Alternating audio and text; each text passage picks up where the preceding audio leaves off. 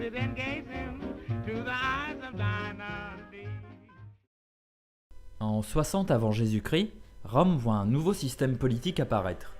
Le pouvoir est partagé entre trois de ses hommes les plus populaires, Pompée et ses grandes victoires militaires, par exemple contre Mithridate du Pont, qui stoppe la piraterie et le rebelle Sertorius, Crassus, qui bat Spartacus et est connu pour ses grandes richesses et son avarice, et enfin César qui gère l'Espagne en qualité de propriétaire.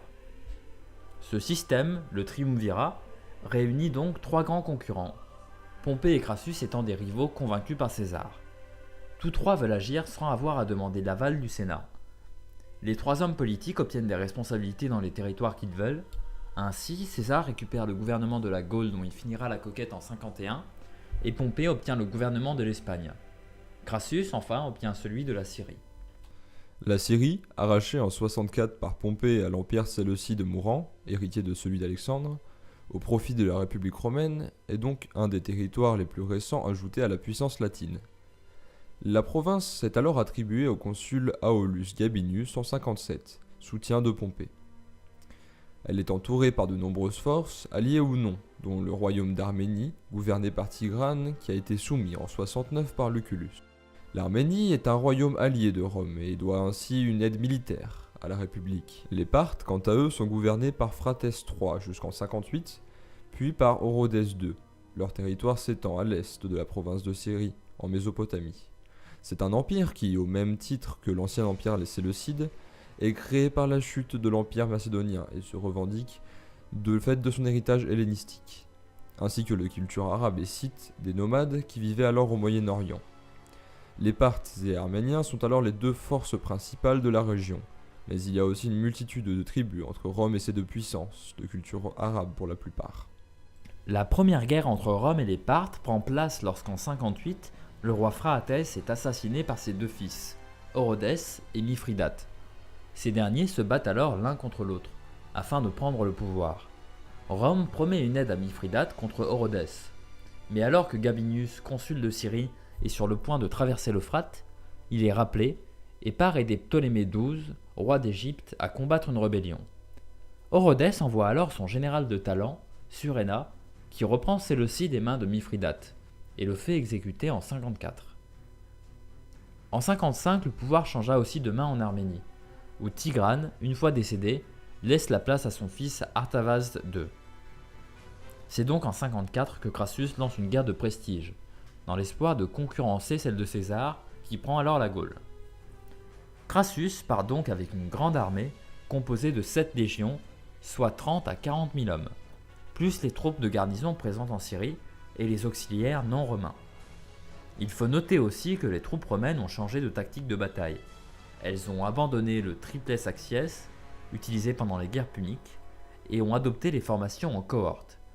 Ainsi, Instati, Principes et Triarii ont disparu, laissant place aux légionnaires, tous armés de la même manière et regroupés en unités d'environ 400 hommes, les cohortes. De plus, les Romains ont totalement abandonné la cavalerie, laissant à leurs alliés et au peuple soumis le soin de leur fournir des troupes montées. Par exemple, Crassus est accompagné par des cavaliers germaniques, menés par son fils, et de la cavalerie arménienne qui lui est promise par le roi Artavasde II. La disparition de la cavalerie est liée à la disparition des phalanges grecques, qui n'étaient plus le principal ennemi. Il faut enfin noter que les soldats romains étaient peu soucieux de la discipline, car stationnés en Syrie, leur équipement lourd était pour eux une entrave, et beaucoup en avaient déjà abandonné une partie. L'armée qui s'oppose aux Romains est essentiellement constituée de cavalerie. Les armées parthes, héritées de leur passé nomade, étaient en effet composées en majeure partie de cavalerie. Celle-ci, séparée en deux principaux corps. D'abord, les archers, considérés comme nobles, car l'arc était l'arme de référence chez les Scythes. Le plus grand héros étant décrit comme des tireurs d'élite. Les archers montés étaient accompagnés de chameliers, ces derniers faisant office de ravitaillement, ramenant régulièrement des flèches du camp vers les archers. Il faut noter que les flèches parthes étaient barbelées. L'homme qui était blessé par une de ces dernières avait donc deux choix, soit la laisser et être fortement dérangé, soit la retirer et aggraver ses blessures. Le deuxième corps de cavaliers est celui des cataphractes, des cavaliers lourds dont l'ensemble du corps, à la fois le destrier et l'homme, sont couverts d'une armure en écaille. De plus, ils sont armés d'une longue lance, leur but étant ainsi de charger les lignes les plus fines et de les briser.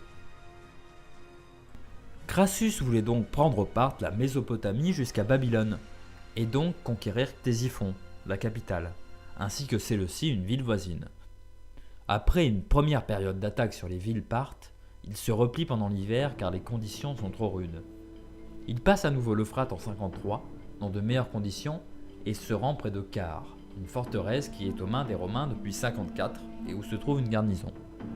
Alors qu'Orodès le Parthe ravage le territoire arménien, Crassus refuse de partir les aider. Il se ferme ainsi la cavalerie promise par le roi Artavasde. Suréna, responsable du deuxième contingent parthe, attire Crassus hors de sa route en faisant croire à une fuite. Comme le contingent parthe est d'environ 10 000 hommes, Crassus, dans la plaine au sud de Car, décide d'attaquer. De plus, les hommes parthes cachent leurs armes pour faire croire qu'ils étaient au repos.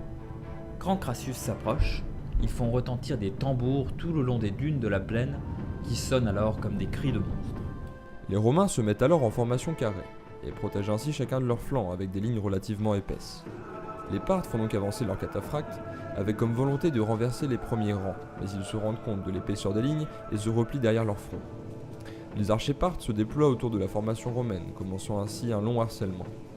Les Romains, qui ont abandonné une partie de leur équipement, sont beaucoup plus sensibles aux flèches, et leurs boucliers rompent sous le nombre des projectiles. Le fils de Crassus, Publius, décide d'attaquer les archers montés. Ces derniers, fuyant devant sa charge, se replient jusqu'à une colline, puis se retournent contre les Romains, aidés des cataphractes, jusqu'alors inactifs.